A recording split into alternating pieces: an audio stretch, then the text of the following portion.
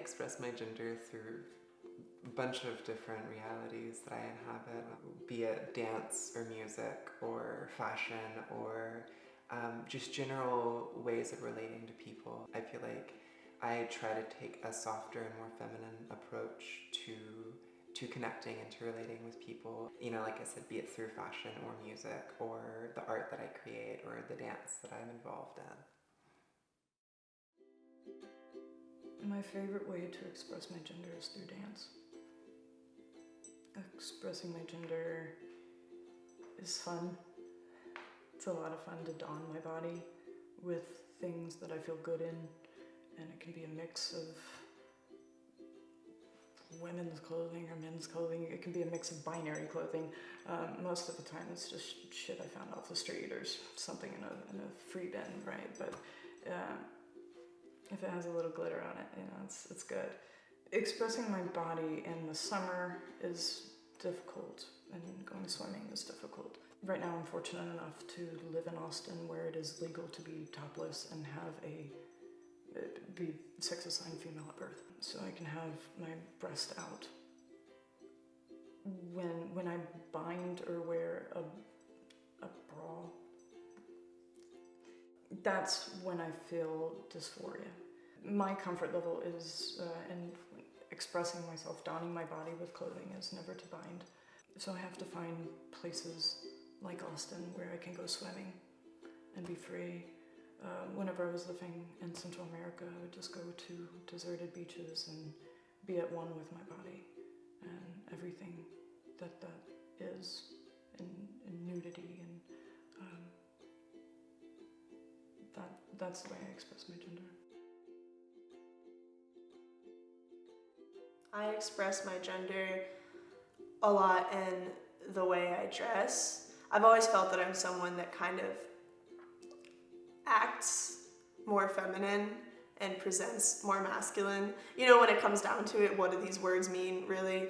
There's 1,000 ways to define either one, and there's 1,000 ways to define oneself, but I definitely, in a lot of aspects of my daily life,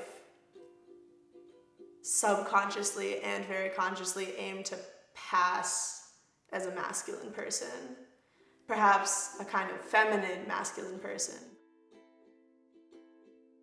I mean, I do still identify as a female, but obviously more towards the masculine spectrum of expression of it, but you know, I still do have some feminine tendencies. I do care a lot about like how my hair looks, but a little bit of that, it kind of hurts like the feminist in me, because I'm like, oh, well, we shouldn't associate that with being female because everyone kind of expresses it differently.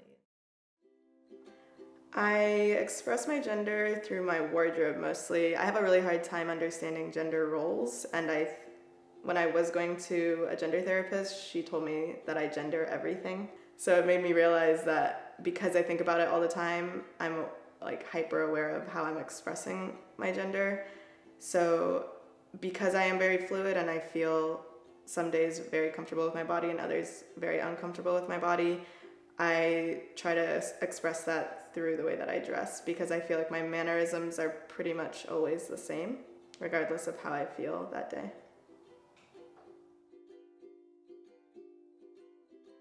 This is pretty accurate here. I have not gone back to wearing female clothing or high heels, but I would not be above it. I just haven't had an occasion where that seemed like a thing I've wanted to do.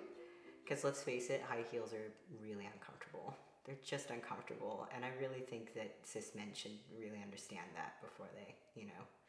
Anyway, that's my own stuff. So generally speaking, I really try to take care of my body overall and be loving towards it, because as a transgender person, there can be that sense of division between self and body. And to me, a regular sense of caring for the physical body that I've been given has really allowed me to have space around my gender expression. So jewelry is a thing. I almost always have my toes painted. That's always been a really nice thing. I, totally do things that would be billed as quote feminine in terms of like getting facials and stuff like that. If I had to guess what people would assume from the outside, they would assume that I'm a gay man, which would be far from the truth since I'm pansexual, but it's not the whole truth. I probably express my gender through clothing, haircuts, interests, and like the places that I like physically put my body. I pretty much only go to like queer events, so it's like almost by association I express my gender identity, but mainly like just my physical appearance. I kind of like prefer to scream queer just when you look at me.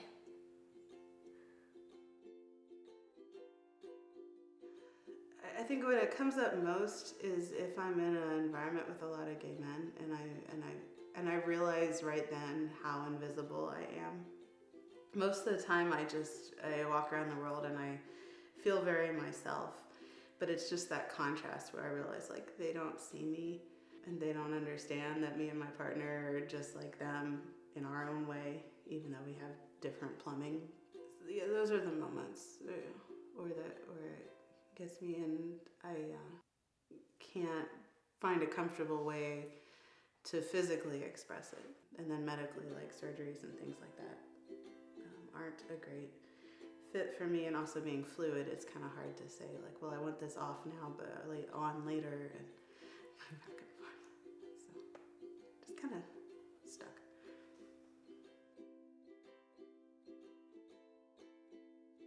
Check out our new merch collaboration with Tomboy Society. They're donating 50% of the proceeds from all roaming gender apparel to the project. Place your order before September 25th and you'll get 15% off.